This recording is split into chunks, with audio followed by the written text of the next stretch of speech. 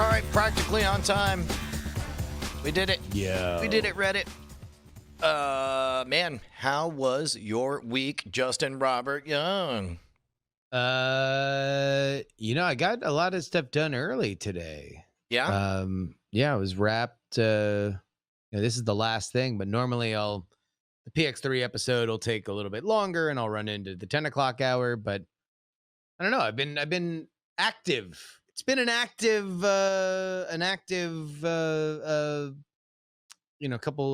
couple days here. Been, getting a little bit more active physically, which always gives me more energy. Yeah, I really thought. I guess you weren't there right before you came in swinging hot yesterday, with hot takes jury. Yeah. We were talking about how we're in full swing mode and all, and Bryce is in one of those ways that makes him so delightful. Like, it was genuinely checking in, like, hey man, how you doing on energy and blah blah blah, and he sort of held up a mirror and said, you realize you can say no to a thing, and I was a little bit ashamed and amazed because, like, literally just 2 days before I gave that speech to What was that? That's some live Foley work from Justin. Did that pick up? Sorry about that. Yeah, that's all right. Was that just a slur or what? What was that? Taking just a little sip of coffee. Yeah. No. He's trying to portray a complete scene that he's so interested. He's sipping the tea right now. Sipping the tea. You've got an ember. I do. I love mine. Yeah. He got one before you. I was all bragging on the one I got you, and he goes, ha, whatever. Welcome to the club, asshole. Yeah, that's pretty nice. But there was that moment that Bryce, sort of challenged me, like, hey man, you just told Jason that he doesn't have to burn all of his cylinders on content constantly all the time. Have you considered that you might be doing yourself and the team a kindness by ever saying no? And I was like, I hadn't really considered that. Immediately after happy hour, I walked out, and we were trying to figure out what to do with the rest of the day, because we had gotten 2 Scam Nation episodes shot, and we knew that we had a couple ads. We wanted another Scam Nation, and then we had a bunch of TikToks that we had to shoot. And at the table, sitting on opposite sides, are John and Corey. And I hope I'm not talking out of school here, but I say out loud, okay, so we got to figure out what we're going to get done with the rest of the day. What's scheduled for tomorrow? And simultaneously, from my left, I hear John say, there is nothing on the calendar. Also, simultaneously, from my right, I hear Corey say, Jason and I have some ideas of stuff we could come up with. and then I was like, not, those are 2 different answers. And then all of a sudden I was like, what is Bryce, a force ghost? Did he know that this would literally be the first thing to happen the moment I walk outside? All of a sudden I just hear, dental plan, Lisa needs braces. Yeah. And it's like, I could say no. Yeah. Especially because it sounded like, the solid stuff that we need to shoot is so solid, it's going to be like a half an hour or whatever. And then the other one sounds so untested that I'm like, that's going to take some time, And it changes things when it's not just about you and your time, but that you have to call in the team. And the team will, that's a lot of hours to call in a bunch of people to sit around and watch us try to figure out how to make something work, Yeah. And I think there's also a situation where you as a leader have to figure out what that line is between I want to be nobody will, I don't want to ask people to do things that I won't do. Right. And so if I'm asking people to put in a lot of time and effort, then I want always to be have the to put one in just a little bit more to show them. Because then they go home and they're like, man, I thought I was winning at work, but he worked just a little bit harder, didn't he? That's a bizarre way to look at it, That but is sure, yeah. Really weird. That is a telling way to describe it. But no, it's just that you're not hypocritical. You're not the the cowardly boss behind the pebbled glass asking everybody else to do the hard work. Like, you are doing your job as efficiently and dedicated as you can. But at the same time, the next level on that is knowing your team and knowing, like, all right, you want to know what? Like, not only just for me, but also for the team, like, let's take a day to recharge. Like, everybody could use it. And that was sort of the call in that moment. And so I felt bad because Brant and Lisa had been, hanging around. Like, we all broke down so we could do happy hour, and they were waiting, for what comes next. And it turns out what comes next is thanks for hanging around for an hour, go home. And I felt bad in the moment, but then we went on to, I think we got like 5, or if one is a 2-parter, 6 TikToks shot, which, by the way, sounds like a nothing thing. Like, 6 minutes of work, did you? Holy cow! TikTok is a brutal format. If you're not doing clowning around or reality stuff, and even if you are, like, I don't know, we did that. You've got to get it all in one take and get it all in one shot. There's no cuts, there's no butts, no interrupts. I mean, there's no. TikTok's forgiving with that. No. Not the way we're doing it, because they're bite-sized enough that they begin to look like Frankenstein things. I mean, like we could tell. Like, let me put it this way: our most successful things have tended to be, here's some perfectly polished, perfectly delivered scripting that exactly conveys how to do the thing. And also, while I'm giving it to you, you're watching as in one take, it zooms down to a super up close, and you see the effect one way, the other, and then here's a punch out on there. Like, those are pretty much universally the most successful ones for us. Mm-hmm. And it's hard, which means magic can be a touchy thing at times, or twitchy, in that, like, much like, let's say you're a trick shot, you're not always going to hit the bullseye.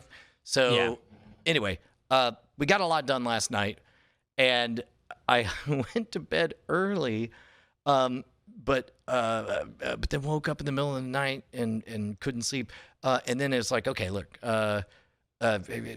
it's now noon. I've been hanging around with Josie. I'm gonna start making my way, because I know I got happy hour anyway. But hoo boy, nature abhors a vacuum, because then I start getting the texts and the email about the scam stuff email that has to go out, and then you just, like, the world changes. You see things that you maybe personally would have been willfully blind to before. You now have the bandwidth to see, and you also don't have the excuse of, well, not today. It's like, oh yeah, no, that needs some work. Let's go over that. Let's do this. Let's do that. And suddenly the much ballyhooed day off that I told myself I had today was mainly happy good. Hour. I mean, look, this is what you do at happy hour: is you grouse about your day. Really? Yes. Have you Okay. never been to a real happy hour? No, I'm not allowed out of the house. I've never experienced I've a got- single hour of happiness. I've got 3 girls. Yeah. Yeah. So anyway, that's where I'm at right now. But I am excited. I am excited that we're in this moment, and that, to the best of my ability, I don't know what we have on our plate after this. Yeah, how much longer in the content factory running at full bore do you have? I don't know, because there's sort of like an arms race between.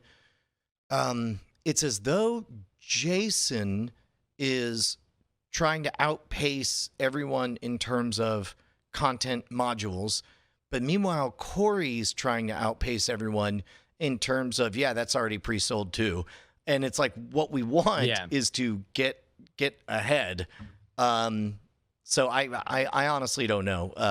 There may be, and also I was mentioning to Jason, like, as we were marveling on this very program, it's weird to wrap our minds around the fact that the technology itself is changing week after week in terms of how reliable the test is and whether it's an hour test, a 3-day test, or whatever, that kind of stuff. Well, I mean, I think you guys are at like a very run and gun version of what would otherwise be a television show, right? Like you guys, like normally a bunch of people get together on a set and they complete a block of things over a set amount of time. That's literally a television show. Like Well, that's functionally like the same thing. You guys are doing that with a fraction of the staff and really none of the like management of like producer, like executive producer who are like laying out budget and looking at calendar and like doing like the bird's eye view, because again, you are like 5 people. So it really is remarkable. It's crazy the amount of stuff that you guys are focusing on right now. Well, and I suppose that's why, I don't know. Probably now is a good time to start just trying on for size. Like, what does a finish line look like? Not that you're ever finished, but when do we declare victory? I mean, the big thing for you guys is when Jason moves back to his house, right? Like right. But the question is like, how many in the bank do we have to have before that happens? Is okay? Because like he could do it today, and go through testing and do whatever quarantine he needs to do and all that stuff.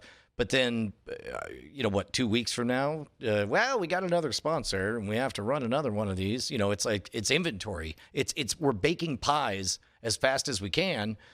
And then the faster they sell, the more we have to get up and make the donuts. So you and Jason are basically that chocolate scene out of I Love Lucy. I Love Lucy. Oh yeah. Yeah, Lucy and Ethel. Feeling that way. Well, I mean, I would guess that it's a date and not a number of episodes. Like that, it's just like Jason is going to go through testing on, next Wednesday, which means that you realistically have until next Friday before a test comes back. And so there we go. That's it. It's a week. So anything that needs to get shot, it gets shot during the week, and anything that is sold gets sold. Anything that sells after this point, then just understand that it's going to go at the back of the queue. Like there's no, like that from the holistic 360 point of view. Like now, if Corey's selling a bunch of shit, there's also like, hey, just no, we can't, like, don't promise anything that, that could come in unless we really have to think creatively beyond that. Like nothing in this block gets done past this next week. I think an awful lot changes once I find out what this year's tax liability is. And I was really hoping that drop dead date of mid-April would give me the peace of mind of like, now I know how much money I have. But it's like whatever's in the account and whatever we've sold, I don't get to find out till mid-July because Is that what she told you? Well, no, I mean that's when the deadline is, and I mean, you don't know. Every day I wake up and I'm like, I just want to call and be like, what the hell? When are we gonna find out? So I don't have to listen to it anymore. Because can you bump us up on the priority list? Because other people are getting done first. I don't know. It's frustrating. I mean, you can find out before, but Brian, you're just saying that it is unlikely that will happen until closer to the deadline. Yes. So here's the thing: is when you get an independent tax person who's very, very good and very, very precise, sometimes there may be trade-offs, including they have a family or not the best reputation for getting ahead of things or whatever. Like I mean, whatever. I can go to H&R Block and have an answer in 20 minutes, and it'll be the dumbest, laziest answer that TurboTax will give them. But yeah, but it's like for everyone else, like if they're good, they're also in demand, and if they're in demand, the phone is constantly ringing off the hook with people with real fires, like audits and shit. And so me saying, well, I would just feel better if I just knew, today rather than a month and a half from now, that'd make me feel better. I could increase the importance. I mean, I'm getting rather fatigued from. I mean, I will say, I think, Brian, you are in more of a position to make that call. Although I would advise against using the voice. I do think that you are a high enough, like you are dealing with enough amount of money, and you are dealing with the lives and careers of enough people that but she was my prom date, and that would really make it awkward if I turned on the asshole engine. Well, I guess that I don't think. I mean, would she expect I don't know. I don't know what your relationship with her is, so I don't want to speak out of turn. Well, and also it's her dad. Her dad does the accounting. She does the bookkeeping, but her dad is really into being efficient with his time, by which that means taking care of things only when they need to be definitely taken care of immediately. So it's hard. I mean, look, whatever you want, dear. like if you want to call and argue with someone, then go she for went it. My prom date. No, that was not that is not an analogy. We went to prom together. No, I know. I'm saying I didn't. So you want me to call, or I can be the asshole? I'm sure that'll. I mean, I here. Let's take this issue and kind of take it into a more systemic part, where like it is that element of the business something that maybe like Corey should be the point person on? No, like absolutely No. no. Wow, I felt such a visceral reaction to what you just said that I listen, moving right along. Okay, someone. Never mind. Let's move on. Yeah. So similar to putting all of our eggs in one. I don't put any of all of my eggs in one basket, and yeah, that would be incompatible with that. Yeah. Let me put it this way: the only super talented, super successful people who I've watched have their financial empires crumbled around them has been because they bought in to the complete abject fucking bullshit fantasy that does not exist, that you can trust someone who is not you with your money, all your money, and the whole picture. And those people live very delightful, very brief lives, carefree, and believing they've got their act together until they find out that they don't. And so in that regard, no, I will be keeping my finger on the pulse, and I will be looking over the final numbers, and I will be the go-between, and I will be. Yeah, I don't mean totally handle everything, if that's where you thought I was saying. I was just saying more if there is a personal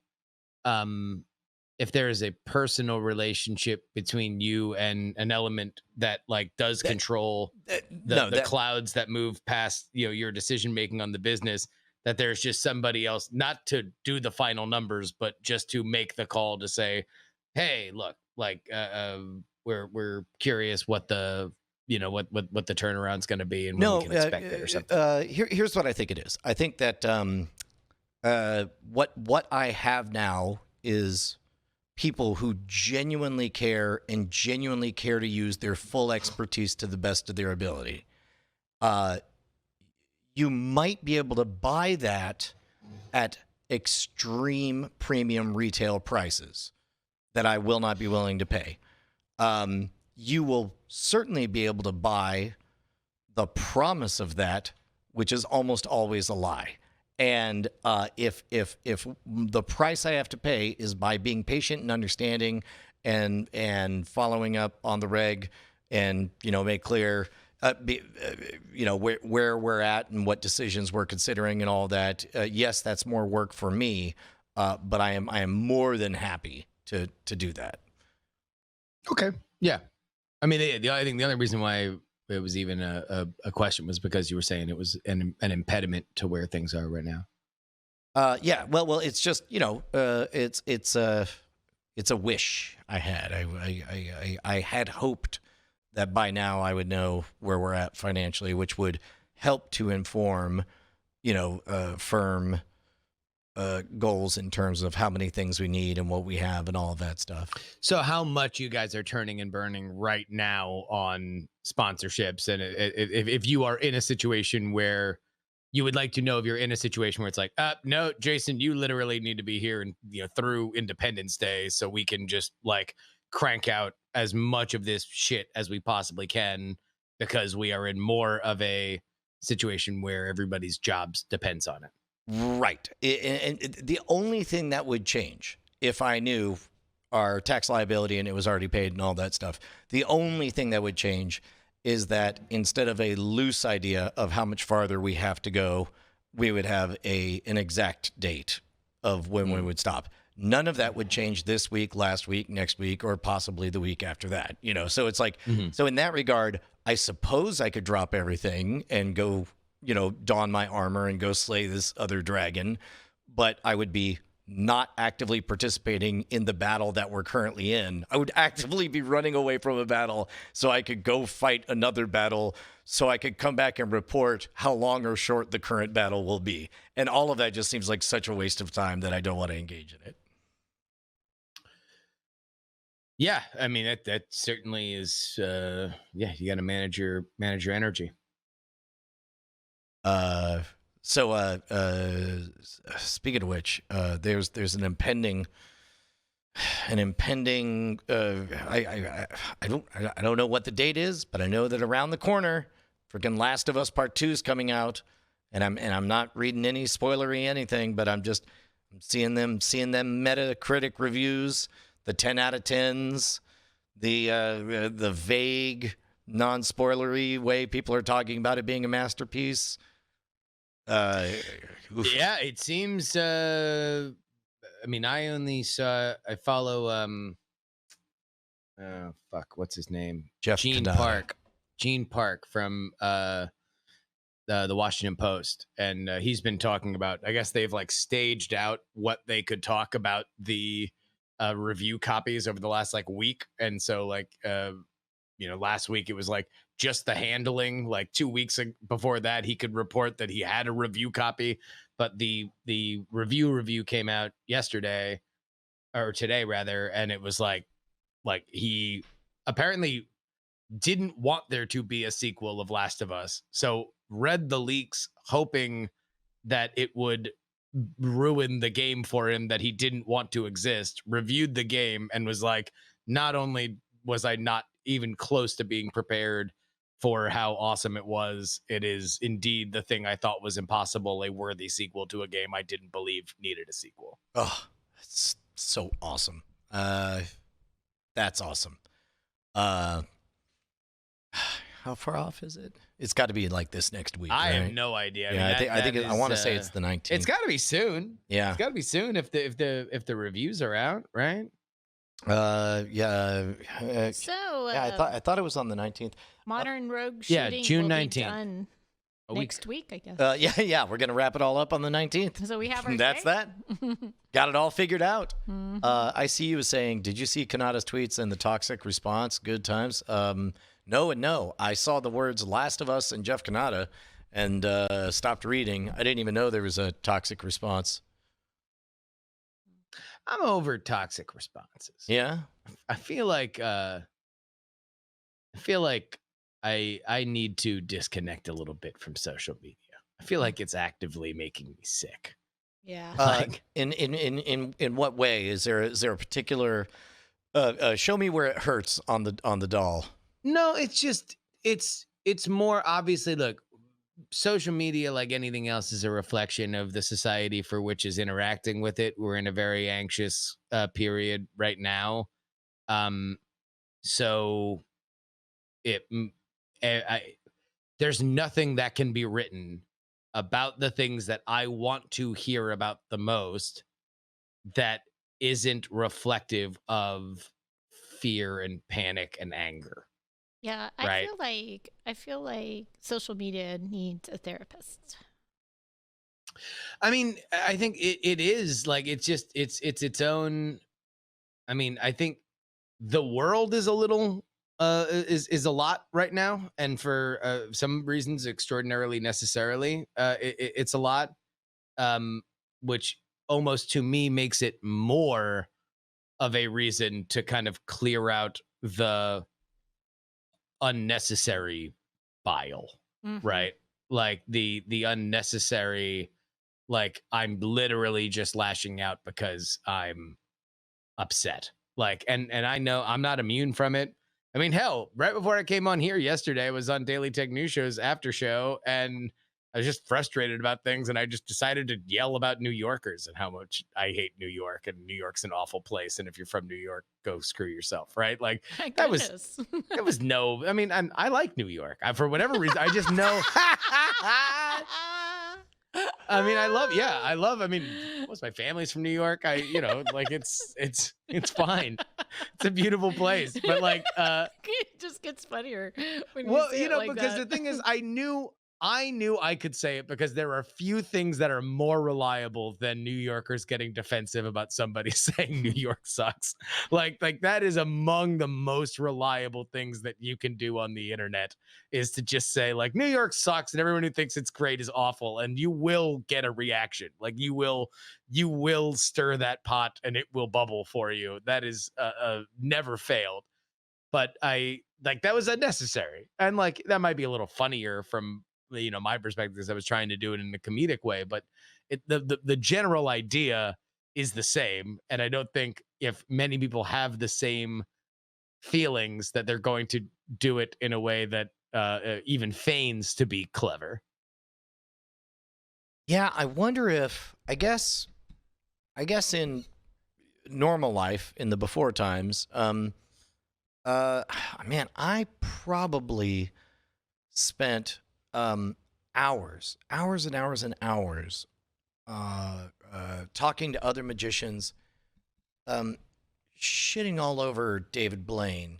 And Yeah. now I, of course, recognize that it's naked jealousy and where I was at that time. And I've literally worked with him, and he's, you see what a dominant, important force he has been, to create the new archetype of the dead-eyed shaman on the streets of New York, of all places. And um, I, uh, the David Blaine thing in particular, I think about how nobody ever disagreed with me, ever. Nobody ever defended him. Just they all joined in, and we all clinked our beers and said how terrible it was. And then he shows up at the Magic Convention, and then everyone lines up to take pictures with him and Oh sing yeah. his praises or whatever. And it's like, um, the, biologically, sociologically, I suppose there's a reason people do that. That we gossip and blast each other, but Twitter puts it into a fire hose and sends it out as a press release. So it's like, Yeah. like I think a lot of people are trying to experience in Twitter that quiet grumbling in the corner, so they could get it out of their system and discover who the person is and what they had to contribute and blah blah blah. Only instead, it goes on your permanent record and it goes in the fire hose, and it goes out as a press release, from which, later when you find yourself in conflict, it's very difficult to back away from all of that, to explain yourself, because as we all know, everyone should remain consistent forever at all times. Man, you want to know what? I just connected these things that we were talking about a couple days ago, about how like small towns, if you're the kid who shit himself in third grade and then you go on to be a valedictorian and start Microsoft, you're going to be the kid who shit himself and then started Microsoft. Right. Like that is Twitter. Twitter is the world's small town. Yep. Yeah. You will never, there will always be somebody that will remember that thing you said, whether or not you're better, whether or not you're different, whether or not you've grown, whether or not you've taken efforts. And even if it's not like, even if it's just for a passing moment, that one split second, the things that hurt the most are like as the guy who, the Bill Gates who founded Microsoft comes back to his small town to host his 20-year anniversary, and it's on a fucking Zeppelin that he's flown in, and everybody gets a car on the way back. You know that somebody's going to fucking say, the reporters, "Hey, remember when you shit yourself?" Like the reporters' questions are, sir, how will this Zeppelin technology change the world? Sir, is it true that it runs on fusion and will solve the energy crisis? Sir, did you really shit your pants in 3rd grade? Because here's a picture of it. Because it's not even the press; it's on amongst your friend, amongst those people. Even if somebody says, "Hey, you shit yourself," you're still fucking punctured because people remember, even if they're like, "Oh, but also you're the best," right? It's just the fact that it's still out there, the fact that it still lingers, and the fact that that's always just going to be, you're just never able to run away from it. Well, and it's so funny because, and we've talked about this before, Dan Harmon saw that future and saw sooner or later someone's going to, my Twitter consists of nothing but photographs of various grades that I shit myself in. And so by trying to delete his Twitter, he did 2 things: give a question for everyone to ask, what's he hiding? And then they found something as dumb as it was. And then also simultaneously deplatformed himself, so he had no way to say anything to it. And it turns out that he did learn the very, very hard lesson of the right thing is give it no energy and say, next question, please. Yeah. And that's... Yeah. Sorry, Bon, go. Oh, you sounded like you had something more poignant to say. So go ahead. Didn't. You didn't? I did not. No. Well, I've got a situation where I proverbially shit myself on this show. So, you know how I was talking how fat-tabulous one of our friends were, and then I made a little apology, Piggy. But how do you word a letter saying, here's your... Oh, you're asking what to put in the box. Yeah. With a certain Pegasus. A certain Pegasus with an ice cream scoop on its head. Like, I need help writing that.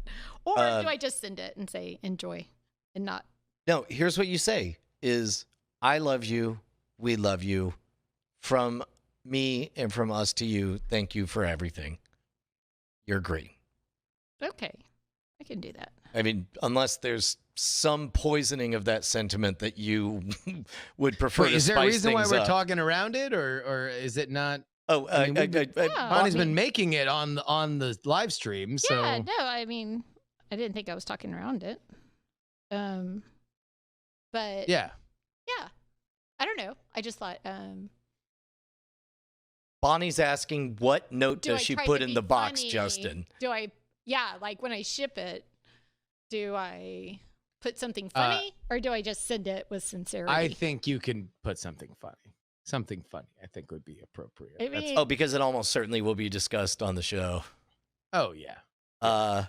Maybe. I mean, I would say. I mean, you put a nice note and 3 gift cards to Baskin Robbins. Oh, that'd be cute.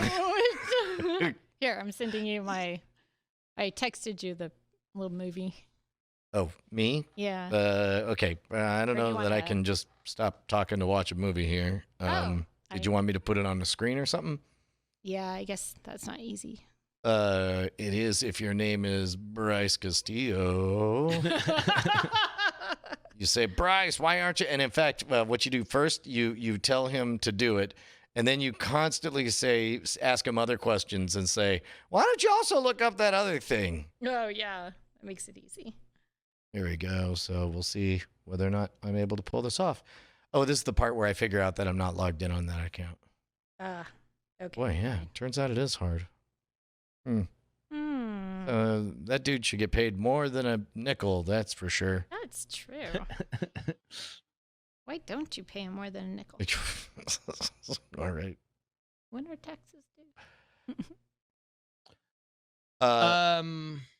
Okay. Yeah. So funny. Sorry, I'm gonna be doing tech things, I guess, for the. So sorry. Well, you don't have to. You can just say never mind. It's too hard. Anyways, so it's hard to try to be funny But Well, I mean, I think for that situation, there's a heartfelt element of, hey, here's among friends, I made a thing for you. I am plying my trade as an artist for you, right? And then I think what you should think more, Bon, is not of like, should I say something funny, but is there like a parting shot? Is there like a fun little jab, like wink at the end, like have a very nice, like, hey, here is a gesture of friendship, but then maybe like a little like wink, but also we're funny people and you're a funny person, you can take the one little funny parting shot. I think that would be my instinct at the very least. I think so too. I think there's like a little something. I thought I was playing this, but I just realized. Oh, you did? Nope, I didn't, because I didn't switch it over. There you go. Okay. So here's the silly little piggy. Yeah, look at that. Man, it looks great. Those crazy pigs. And the fucking ice cream looks amazing. Oh, I was super excited. I knew exactly, a lot of times coming up with glazes takes, like the pink I worked on for 2 years. But then I was like, ice cream? I knew exactly which ones. So you know exactly how to do it. So that was fun. That mint chocolate chip look. Yeah. The little added. So what about the weekends? You got any plans for the weekend? Are you counting down the days to going back to work? Are you feeling that?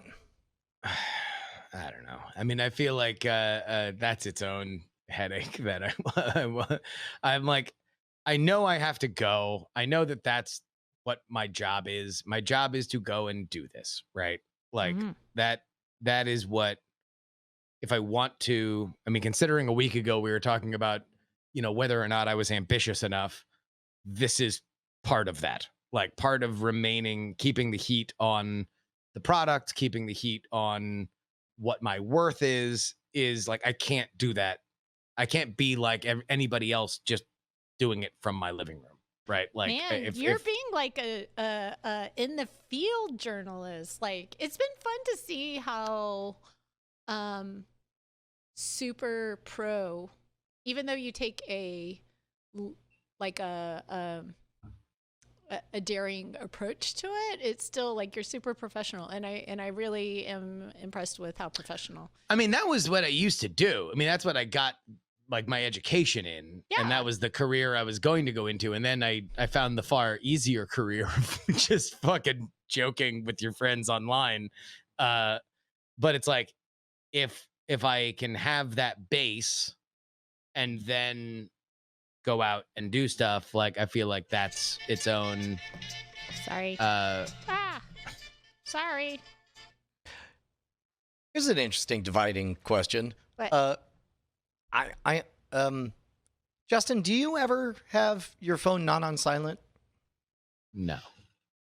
Yeah. It's always on silent. I think it's a do you have pockets thing. Yep.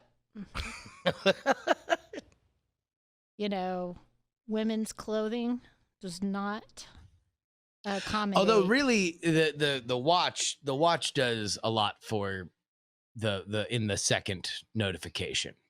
Like, because it'll give me the little, and at that point it's really just all about managing all my notifications. I'm a lot more stingy about my notifications. Yeah. Now that it has the ability to tap me on the wrist.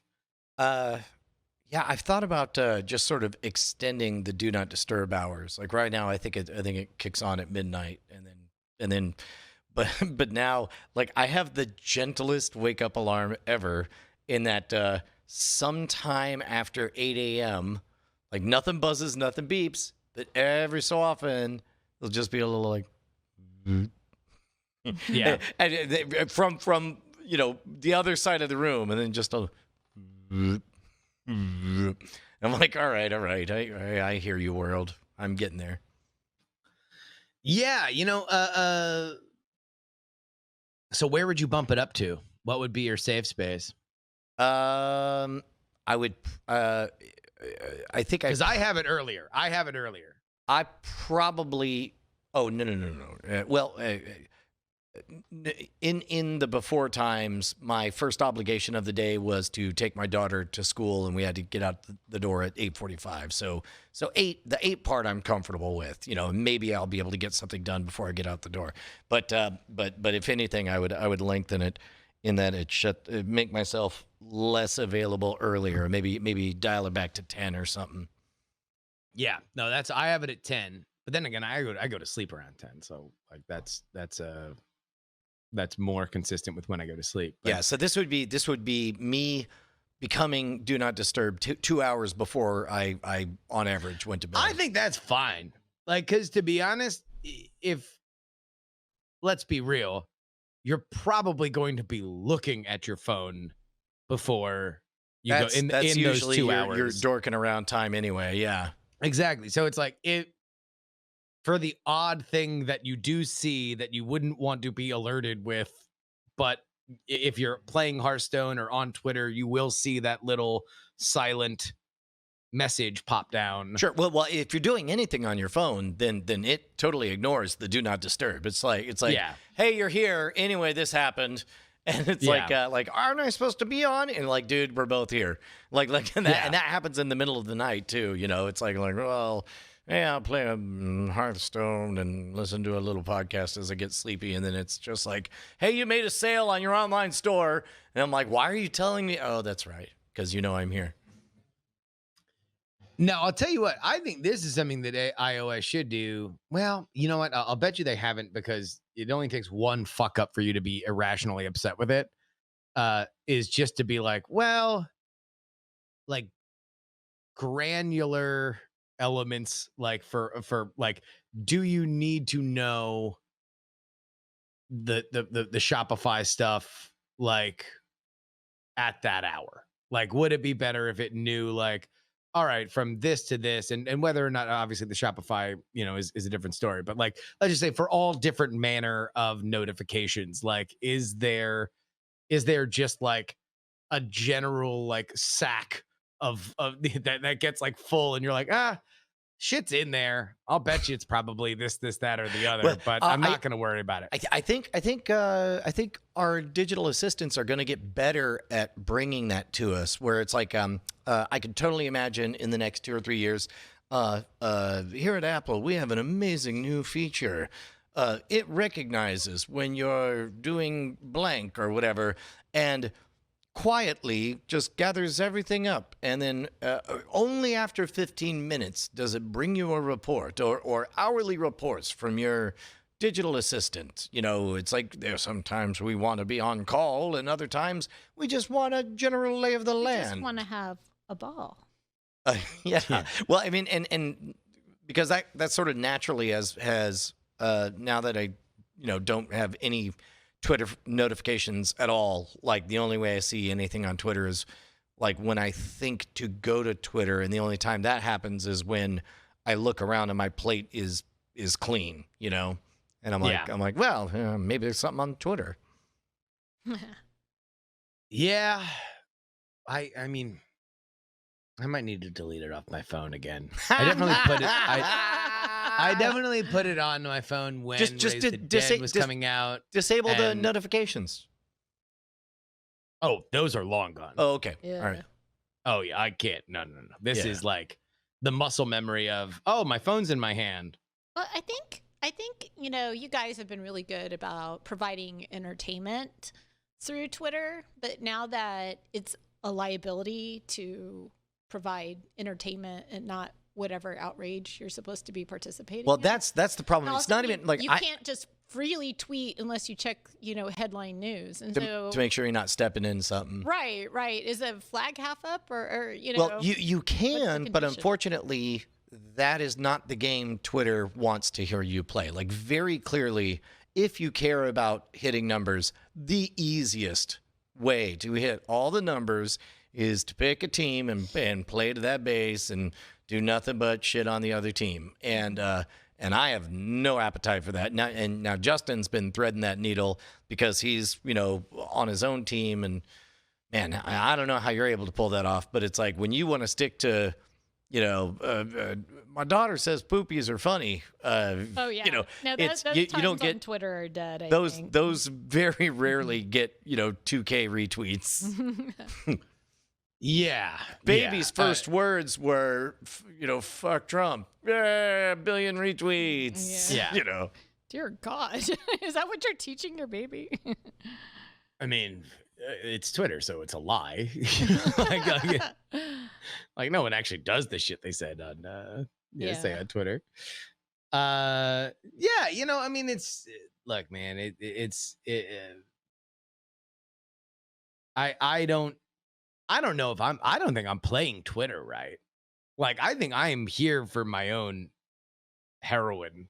Like, because my follower count has been around 29.6 thousand for probably 5 to 7 years. Like, there really hasn't like frustratingly below 30,000.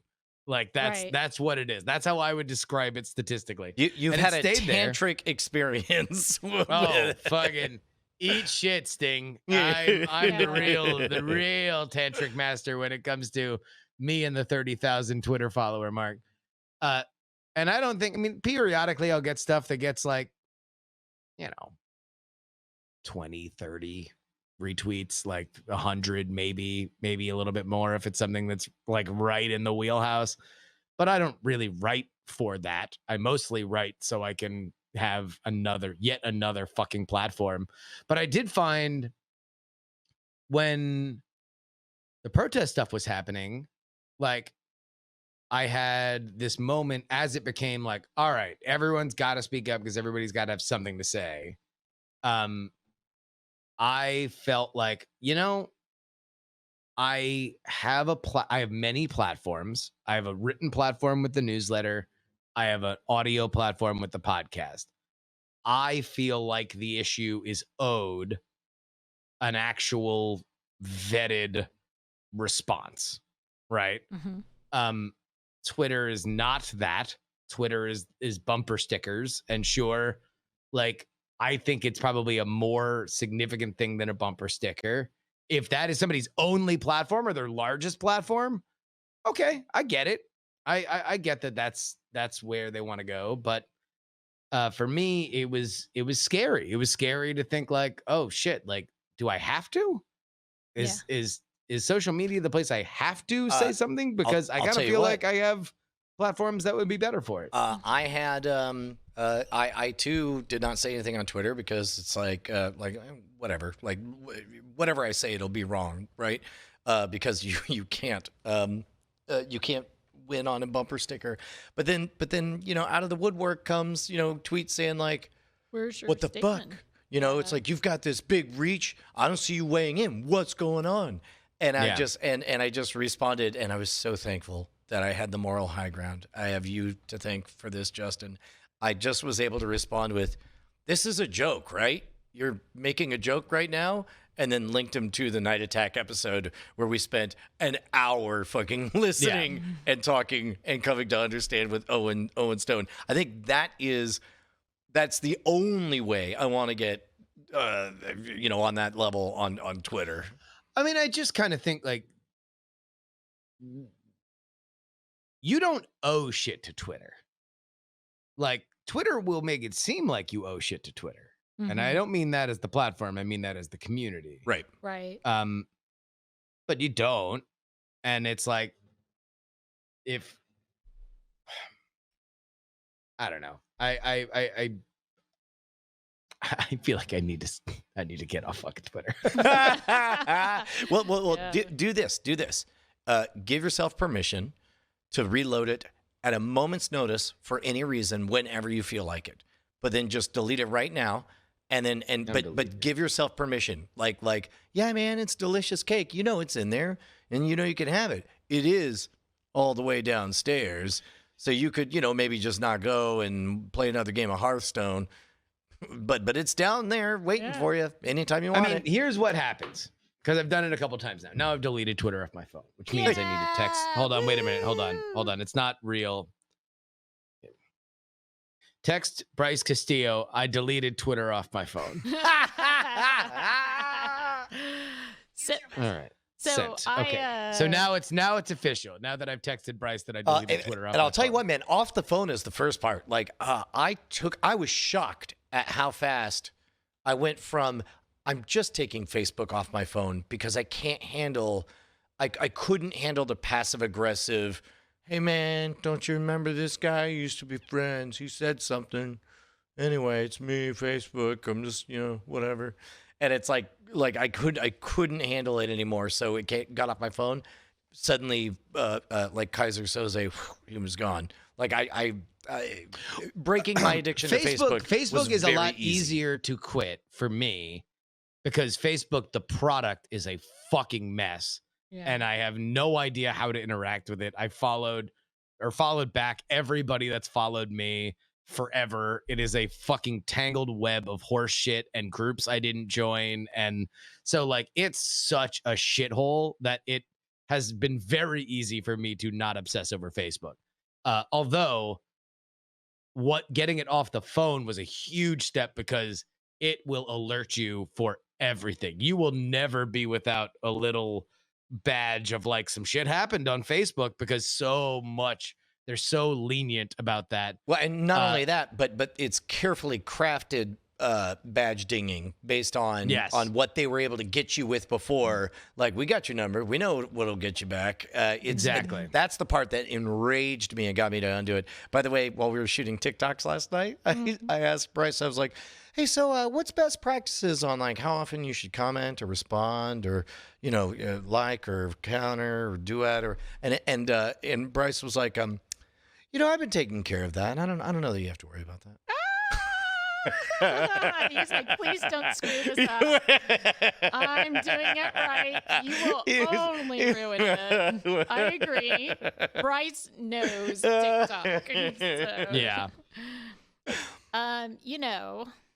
I've been at 6,200 followers on Twitter for like 2 years. And I went through like trying to follow people and doing all that stuff. And I was like, I give up. Okay, so that's apparently my reach. But then I lose followers every time I post anything art related. So I was like, you know what? This isn't my, like, the only reason for me to stay on this platform is for me to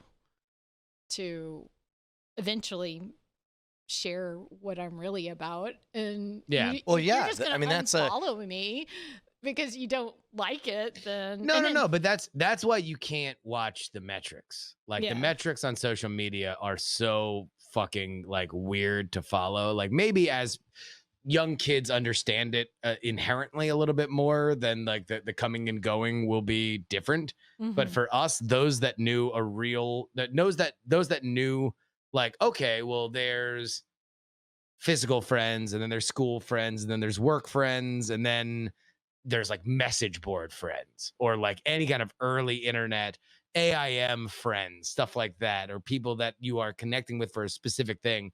Those, to me, beyond it being like, oh, it's the physical world, this isn't the real world. It's like, no. The internet world was the pure world. It was the best, the world I get to choose. That's fucking amazing.